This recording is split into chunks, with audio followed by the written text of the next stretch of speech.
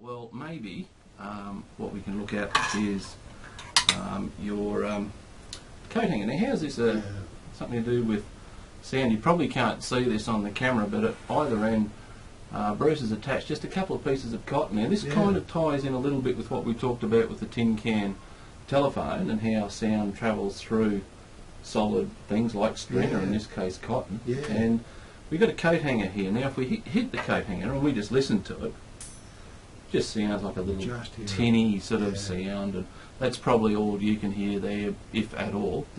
But if you do it yourself and you hold the cotton against your finger and hold your finger up to your ear, I'll do. hang on. And you have to have it hanging loose, don't you?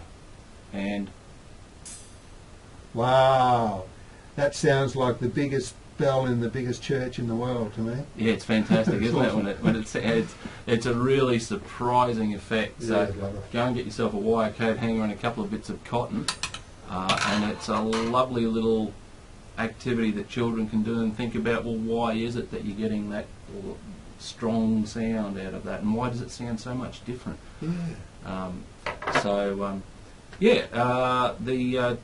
I don't know what we call that, just the coat hanger and the string activity. Yeah, it's probably got a name somewhere. But I'm sure if you went and Googled a coat hanger string bell sound, you'll find all sorts of information on it. Alright, now what else have we got here to have a look at, Bruce? I'm thinking perhaps we might have a quick look at this one. This is a version you can actually go and have a look at. If you go and look on the web, look up something called a thongaphone. And this is a version which is just made out of PVC pipes cut to different lengths, and then when you hit them you actually get a different sound. Now, it's not very loud. I haven't got the... And we might think about what's going to happen with the shorter pipe here. So you can hear it going up with each sound. Now, I tried to sort of cut them to the right length, but so that maybe they would actually be octaves, but I'm not sure it actually worked in the end, and I'm not quite sure why. Well, it's usually, if you're half the length of the pipe, you should double the pitch, shouldn't you? Pretty much. I don't know, I'll have to get my guitar tuner out and see what sound is actually coming out of that. Actually, Rob, you mentioned the word pitch. We should just briefly mention the idea of frequency and pitch. We should mention the idea of frequency and pitch. So, why do we perceive some things as, you know, a different note than others? And why do, if we do things like if we get a bit of wood like that and we... A ruler. Why does that sound like it's going out? We'll do it again. Hang on. And so as I shorten the bit that's hanging off the edge of the desk, it vibrates more quickly, and we hear that as a note going up. A higher note. Yeah, so a higher note. Actually, it's a bit like with an instrument. When you play a string the whole length, and you shorten it, it gets a higher note. And if you get halfway along like you are now, that should be an octave up. Is that right? Yeah. So we double the frequency. Right. So that means that those waves that are coming along and hitting your ear are arriving twice as quickly. And so that's what we experience as a change in pitch, is how often these waves or these pressure waves of sound are arriving at our ears. Which is different to amplitude, which is how big those waves are. And how loud it sounds. So the difference in amplitude might be, if I've got a tuning fork here, so I know this will be the same frequency. Oh, that's pretty quiet, isn't it? Okay, but if I hit it so that those sound waves are bigger sound waves... Ah, you did an interesting thing there. Did you see that? You probably couldn't see that. Oh, I don't know. We'll try. I'll put it on. I wonder if it'll work on that. A little bit. Not as well. I know where it'll work. I reckon if I turn this upside down, I'll get a good sound out of it. Beautiful. Alright, and you talked before about things resonating.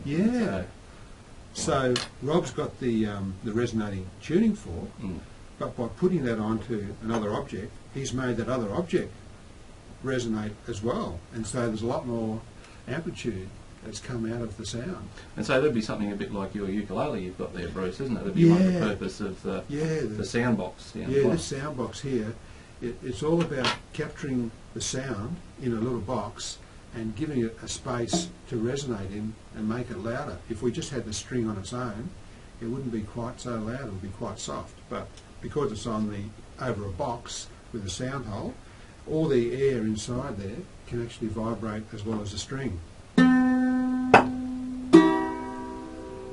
Beautiful. Ukulele. I reckon that every school should have a ukulele band, by the way. They're really simple. They're using them a lot more in schools now, ukuleles, rather than recorders, which I think is a great thing. Yeah, that's right. Yeah, because apart from that, recorders are, I don't reckon, the nicest of sound. I think these are a really nice instrument for kids to learn. And very easy to play too, because they're tuned to what's called an open tuning. So you've already got, just by playing the strings, you've got a chord of notes that sound nice. Feel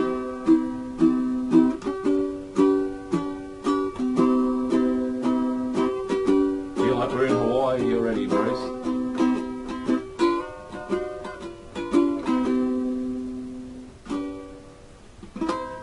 So there you go. All right, we better show. Anyone can learn that.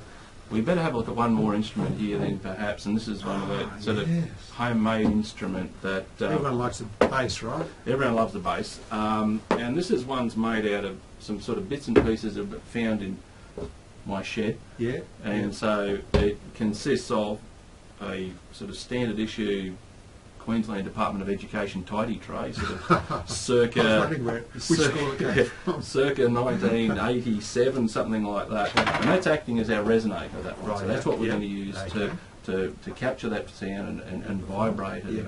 Okay? And then to generate the sound, what we've got is a piece of whippersnipper cord.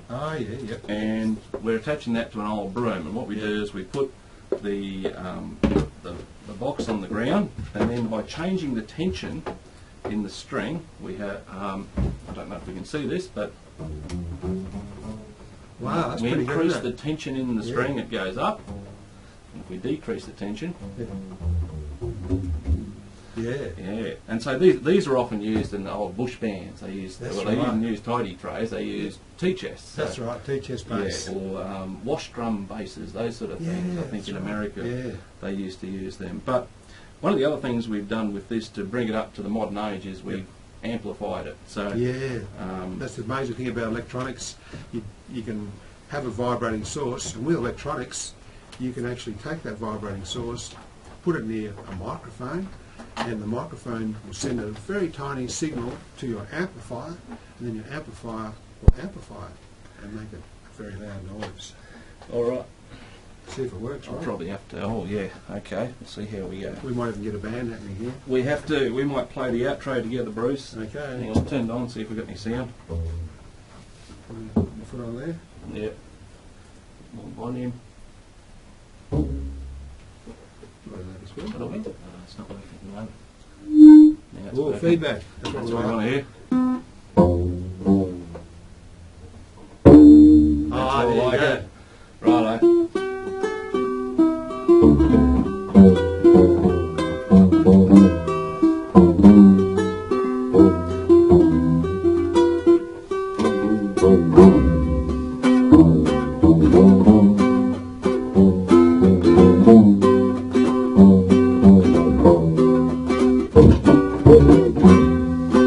That's one of our own compositions called "We Hope No One's Trying to Do Any Work Here Today." That's right. We like it.